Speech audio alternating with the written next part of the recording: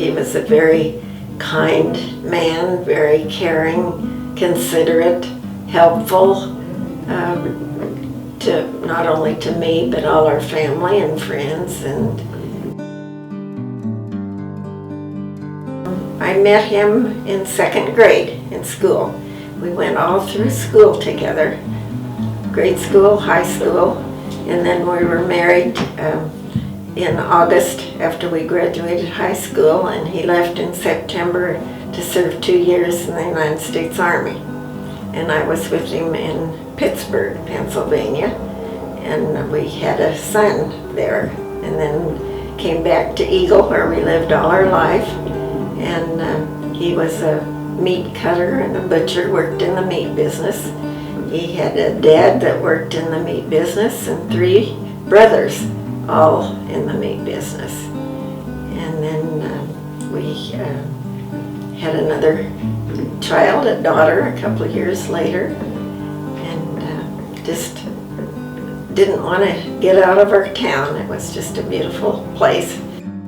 But we managed to go on quite a few trips and a couple of cruises, and our 50th anniversary we went with a couple we had met in the Army 50 years ago in El Paso, Texas. They lived in Iowa, so we went on a trip with them. And then last year he was having more back problems and we were at our cabin on Valentine's Day, and that next evening he got up and he couldn't walk, and so we went down to the ER at the VA hospital in Boise, and they diagnosed him as being short of magnesium and gave him some treatments, and then he needed to have therapy to see about his walking because he was so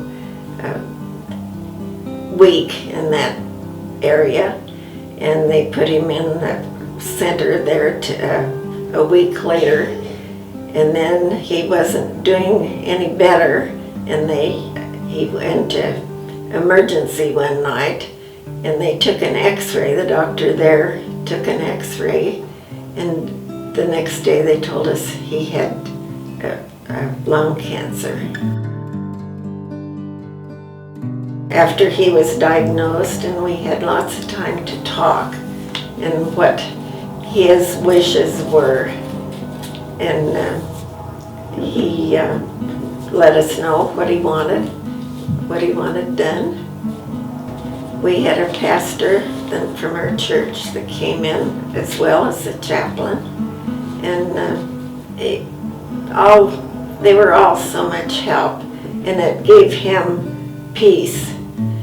So he stayed in there for a while, and then the oncologist from the VA hospital in Seattle talked to us and said it was quite a large mass. It was inoperable, and he could go through chemo if he wanted, or which wouldn't cure him, but maybe give him a few more months. Or lots of times the chemo makes you ill, and you have a lot of problems with the chemo. And he decided at that time there was no cure, that he just would not do any of the treatments. So we got to take him home. And that's where he wanted to be and where we wanted him to be. Then about a week after, we got the hospice to come in. We didn't know anything about it, but they were so good in explaining with the palliative care that it isn't a cure, but it helps with the stress and anxiety, and just helps you to live the life you have left with dignity, which they were all so good. The doctor, when he came in, he had a little, his little bag he sat on, so he was right, he wasn't towering above him to talk to him. And we just felt very good about all of it. The social worker was there, and And so it just was kind of a relief to know there was people that were going to help us, and we knew what the end would be, but we just wanted him to have the best life that he could.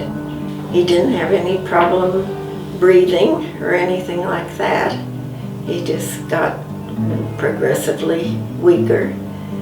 And but the chaplain would come, and this chaplain played guitar and sang, and he sang some of the old songs. Of course, we're older, so we knew the songs, and he'd always, after he left, he just said, I just feel at ease. And our social worker was just fantastic.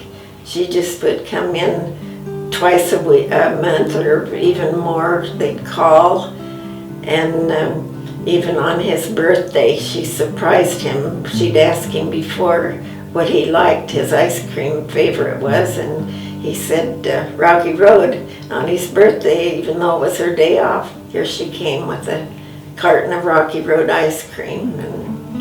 But the nurses were good, the bath people, just everyone was such a positive experience. And it just, we knew we weren't alone in this. And they just kept our spirits up. I know one time after, it was maybe a couple months before he passed, after they were there, he said, this isn't as hard as I thought it was going to be. And they just helped us so much. Anytime on weekends they would come out, they would do anything, that we would need.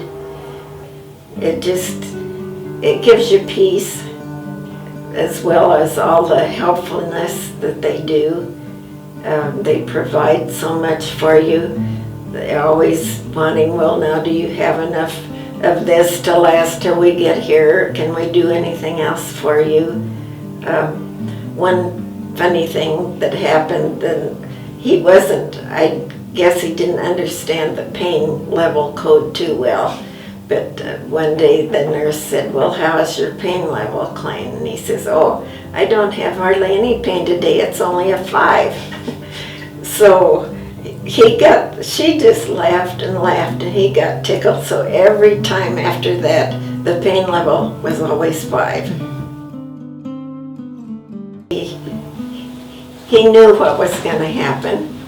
He didn't know for sure when. But even on Christmas Day, when all of us were in there, and he had the hospital bed in the front room, I looked in there. Of course, we were spending lots of time with him, but I looked in there, and the little 2-year-old great-granddaughter was sitting on a chair holding his hand. And it was the sweetest thing. And he was smiling.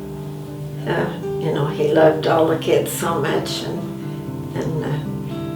So my kids stayed nights with me. They knew I was getting pretty tired, and so they stayed, and we would take shifts, being with him. He wasn't awake the last, 24 hours, I guess. It wasn't, he was very alert and everything up until then. His mind was he was very aware of everything going on, and he just was at peace. And we were all with him, and the nurse said, she told us just about when it was going to happen, and we were all with him. I had my arms around him, and the son and daughter both were holding his hands, and it was peaceful, hard but peaceful. We knew it was going to happen, but he was home. Is where he wanted to be. He passed away the 28th of December after Christmas, but the hospice was so good. So we just had an awful lot of help and a lot of good people, and we just appreciated the hospice so much for all the information they gave us. We were married for over 61 years. Of course, we dated 4 years before then, so it's been a long time, and it's awful lonesome without him, but he doesn't hurt. And I guess that I think the only thing that helps mostly is time. Grief never ends, but it changes. It's a passage, not a place to stay. Grief is not a sign of weakness nor a lack of faith. It is the price of love. It isn't something you get over right away, but it does change. You know, you're still lonesome and miss them so much, but it changes. And you know, it'll never be the same, especially after 61 years, but like it says, it's the price of love. Well, it isn't a scary process. It's just so much help. They explain everything that's going to happen and how they can help, and they give care in such a nice, dignified way that it makes it all bearable, I guess would be the word. They just, hospice is a wonderful process, organization that they have, and everyone that has heard the word should be helped with it, because it does help so much.